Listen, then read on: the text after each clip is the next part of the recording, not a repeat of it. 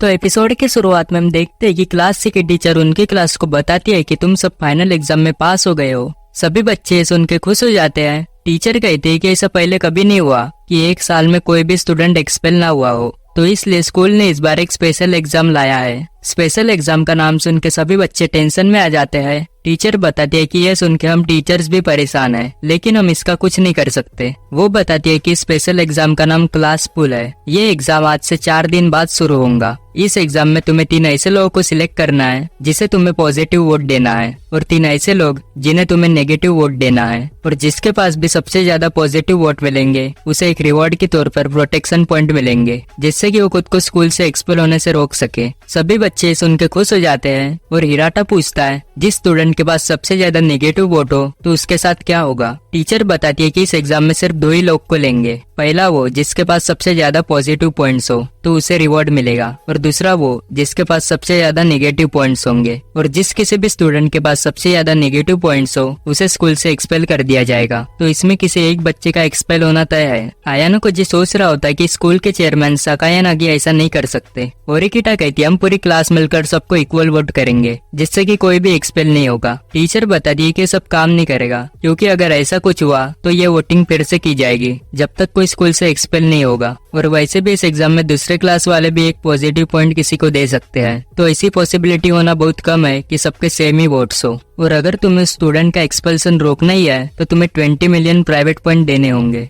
सब लोग ये सुन के बहुत परेशान हो जाते हैं। तब कोएंजी कहता है ये बहुत बढ़िया मौका है किसी एक बंदे को स्कूल से एक्सपेल करने के लिए, क्योंकि इससे हमारी क्लास को कोई पेनल्टी भी नहीं मिलेंगी। टीचर और भी कुछ रूल्स बताती है। एक स्टूडेंट खुद को वोट नहीं कर सकता, और एक ही स्टूडेंट को एक से ज्यादा बार वोट नहीं कर सकते, और वोटिंग देने से कोई मना नहीं कर सकता। और वोटिंग 4 दिन बाद होने वाली है, तो तुम सब डिसाइड कर लो कि किसे कौन सा वोट देना है। उसके बाद हम कैफेटेरिया में आयानो कोजी के ग्रुप को डिस्कस करते हुए देखते हैं, जो डिसाइड करते हैं कि हम सब साथ मिलकर काम करेंगे और वो सब अपने पॉजिटिव पॉइंट्स आपस में देंगे। उसके बाद हम रुएन को देखते हैं जो लाइब्रेरी में किताब पढ़ रहा होता है। तब ओरिकिटा और आयानो कोजी रुएन के पास जाते हैं। ओरिकिटा रुएन से पूछती है कि तुम इस स्पेशल एग्जाम में क्या करने वाले हो। रुएन बताता है कि कुछ नहीं। वो कहती है कि तुम्हें एक्सपेल करने के लिए बहुत से लोग राजी होंगे, क्योंकि तुमने बहुत से लोगों के साथ बुरा किया है। वो पूछती है कि अगर तुम अपनी पूरी पावर भी लगा दो तो क्या तुम खुद को एक्सपेल होने से बचा सकते हो। रुएन कहता है हाँ बिल्कुल। ओरिकिटा कहती है कि तुम कितना फेंकते हो, लेकिन मैं अब समझ गई कि मुझे अब क्या करना है। रुएन पूछता है क्या।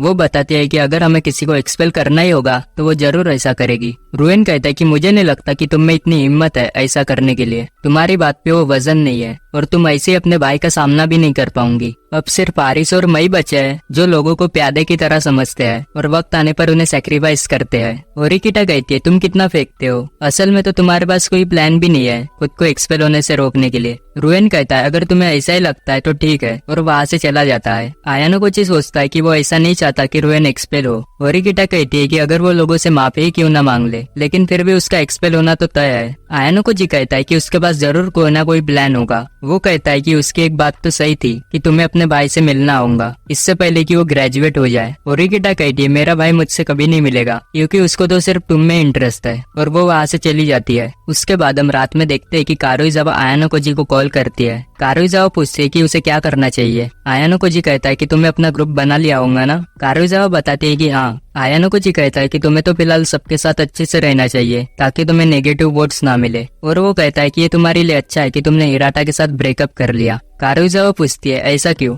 आयानो को कहता है कि अगर तुम हिराटा के साथ रिलेशन में रहती तो बाकी लड़कियां तुम्हें उससे दूर करने के लिए तुम्हें नेगेटिव वोट्स देती। कारुइजावा पूछती है कि तुम अपना नेगेटिव वोट किसे देने वाले हो। आयानो को बताता है कि वो ऐसे स्टूडेंट को देगा जो हमारी क्लास को आगे बढ़ने में मदद नहीं करता। वो कॉल कट करने से पहले कारुइजावा को कहता है कि अगर तुम्हें पता चले कि कोई भी ग्रुप किसी एक व्यक्ति को स्कूल से एक्सपेल करने के लिए टारगेट कर रहा है तो वो उसे बता दे। उसके बाद हम देखते हैं कि स्कूल जाते वक्त इचिनो से आयानो को देखती है और वो साथ में चलने का डिसाइड करते हैं। इचिनो से बताती है कि वो अपने सभी क्लासमेट्स को बचाना चाहती है, और वो दूसरी क्लास की वोट में अपना वोट आयानो को देंगी। आयानो को कहता है कि तुम्हें करने की जरूरत नहीं है, अगर मुझे उस वोट की जरूरत पड़ेगी तो मैं तुम्हें मांग लूंगा। तब आरिसो भी वहाँ आ जाती है और इचिनो से वहाँ से चली जाती है। आयानो को और आरिसो बात करते हैं। आरिसो बताते हैं कि उसके डैड सकाया नागी कुछ दिन पहले चेयरमैन की पोजीशन से सस्पेंड हो गए हैं, और मुझे लगता है कि ये एग्जाम किसी ने प्लान किया है ताकि स्कूल से कोई एक बंदा एक्सपेल हो जाए। तुम समझ रहे हो ना। आयानो को कहता है तो वो बंदा मैं हूँ। आरिसु कहते हैं कि हमें अपने चैलेंज को थोड़ा डिले कर लेना चाहिए क्योंकि अभी हमें अपने क्लास पर फोकस करना चाहिए। अगर आपको याद नहीं हो तो ये चैलेंज उसने पिछले एपिसोड में बताया था।